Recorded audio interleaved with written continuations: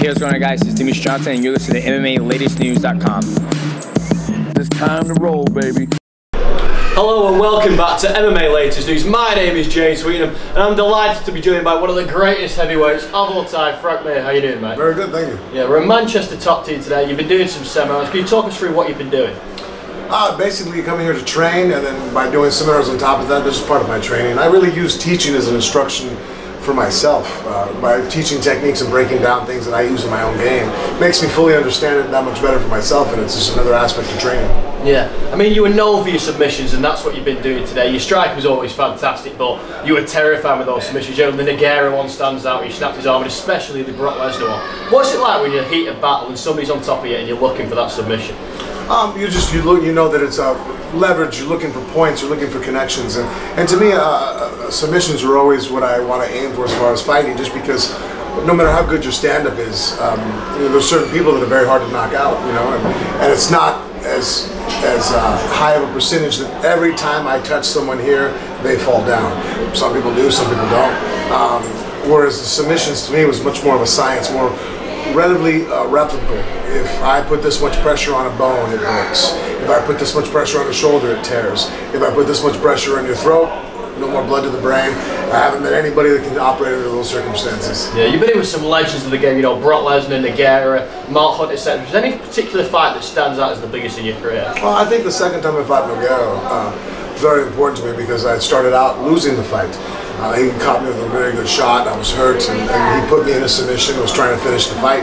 I was able to, within just minutes, recover, turn it around, reverse him, and submit him. So that, I think, was a good ability for when I'm coaching my children or coaching other people and things are hard. I can show them, like, look, I've been there. I know what it's like to deal under adversity, and I formed my way out of it by using these strategies. And I'm no different than you.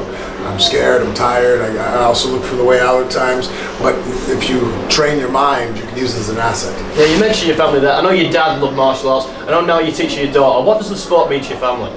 You know, it's our identity.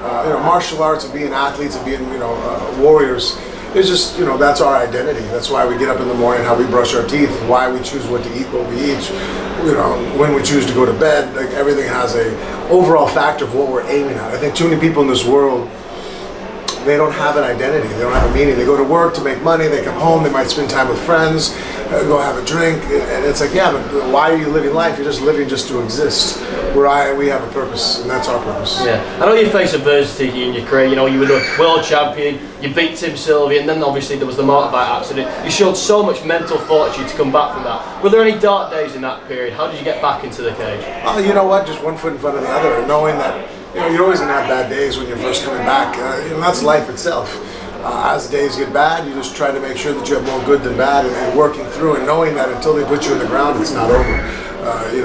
I always tell people that humans were the top of the food chain, not because we have claws, not because we're strong, not because we have teeth. If you think about it, why, a bear, a gorilla, all these animals we can put in a zoo. We're in the control, we're the top, we're the most dangerous predator in all the world because of our brain, because of the matter between our ears. And so that's what you're always sharpening. As long as you're in the fight, as long as you're still existing, you always have a chance. Yeah, and I know somebody else has faced adversity, is Tyson Fury. He's just beat Deontay Wilder. He's talking about maybe doing a crossover into UFC. How do you think he'd get on? And would you ever be able to cross over into boxing? I think it'd be easier for us. Well, it goes back and forth. There's so many different weapons and tools. Specializing just in hands. I think Tyson would do very well in MMA. I think that he's tall, he's extremely smart, a very technical savage when it understands the combat arts. He would just need a couple translations of, like, okay, in this situation we just have to add this and this, and add to what he already knows. His footwork is phenomenal, which is very important in MMA, and so I think he would do phenomenal if he wanted to. I mean, you've seen in the fight, there are guys out there that are technical, and there's guys out there that fight with spirit, but there's very few that fight with both, and he has that. Yeah, you've just come off a big win over Roy Nelson. You showed you've got a lot more to give to the sport. What's your next career move? Is there any particular fights that you're interested in? No, it's funny. When everybody asks me that, I know they're probably bored with the answer. Fighting for me has never been beating somebody. I think people use that as a distraction because they want to focus on the person in front of them. They don't want to focus on the person that they are. And that's really what fighting is for me. I just got lucky enough that I get paid to do it.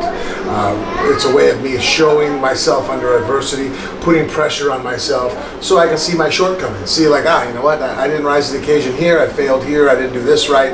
and how can I improve those things about me so that tomorrow when I wake up I'm a better person. Yeah, I mean, we've got a huge heavyweight fight coming up between Stipe Miocic, Daniel Cormier, the trilogy. Obviously John Jones could go up. I mean, what do you make of the heavyweight division at the moment? How do you compare to, you know, your era, you know, yourself, Brock, Fedor, etc.? Well, I think that the heavyweight division is really good right now.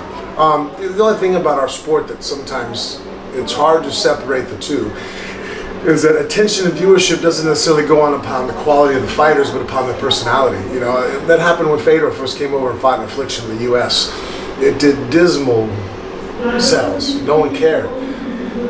No one cares about Fedor as far as watching him. His personality wasn't anything that attracted people as much as his fighting was ferocious, and the hardcore fans like that. But the average fan, they need somebody who talks. You know, like Conor McGregor is a phenomenal fighter, but what sells him is his personality, who he is as a person when he portrays that inside the cage. That's what happens. So the heavyweight division right now doesn't have a lot of personality. You know, Miocic is a great guy. But as far as, you know, entertaining, he's not. Especially in America, we like train wrecks. He's not a train wreck. The guy's a good family man, beautiful wife, firefighter. He's a humble guy who just goes to work and takes care of business.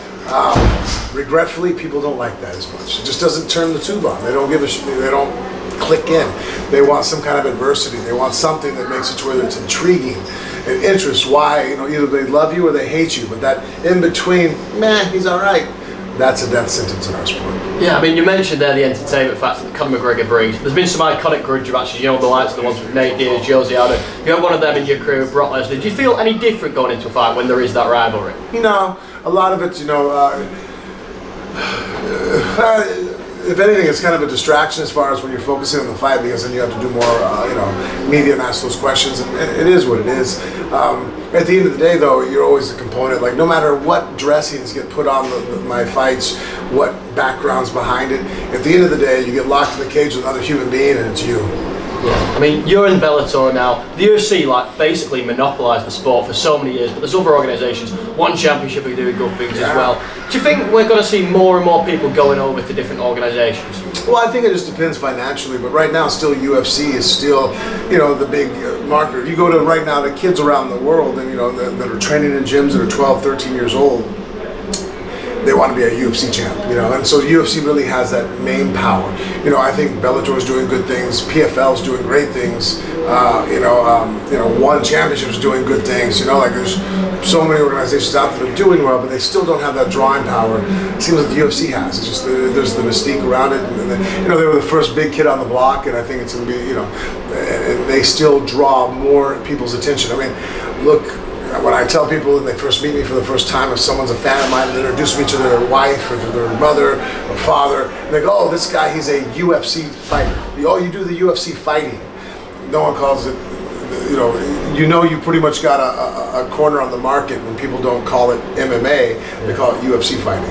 I mean, MMA, in the past people have come in, you know, with a boxing background or a jiu-jitsu background or a wrestling background. It feels now people are coming in, you know, as a complete mixed martial artist. So do you think the sport's changing in that regard? Yeah, absolutely. That's one of the biggest style changes, is that now people don't concentrate and spend a lot of time to become A-level in one aspect of it at the sacrifice of other areas. Now it's like, okay, I got a little bit of boxing, a little bit of kickboxing, a little wrestling, jiu-jitsu, and they combine it all together. And MMA itself is its own sport, so you're seeing people that are much more well-rounded than they were, and maybe not such specialists in each area. And I think that's why I probably have to look at this, but we were having a conversation the other day, and I noticed a trend of when's the last time a UFC or a Bellator card or PFL ended in all submissions? Yeah. It doesn't happen that much anymore, you know what I mean? And that's because people are just not as much of a specialist in the different areas now. They are well-rounded, so they have no weaknesses, but I don't know if their strengths are, you know, I think the fighters of past had peaks of strength that's superior to the fighters of present, but they also had those valleys of weaknesses that you don't see in the fighters of present. So we've got specialists, you know, the likes of Khabib and Ben Askren, etc. Do you think there's still a place for specialists in the sport? I think so. I think it's just like the sport of boxing. You see guys that are good at certain aspects of the sport and so good at it that they're able to rival, you know, and win. I mean, look, Floyd Mayweather is still a specialist. He was a defensive specialist. What other aspect of his game was really that dangerous? It wasn't ordinarily powerful or fast, but his ability to make people miss and wear them down. He's a defensive specialist. So, and that could be done in just that sport imagine what our sport can do. You still see it. You know, Askren had a very good run until, you know, injuries and then caught up and changed his training. You know, you look at Israel Adesanya right now. He's a striking specialist, you know, and he's also the middleweight champion of the world. Thanks for your time, Frank. It's been an absolute privilege, mate. Like, subscribe, and we'll see you next time.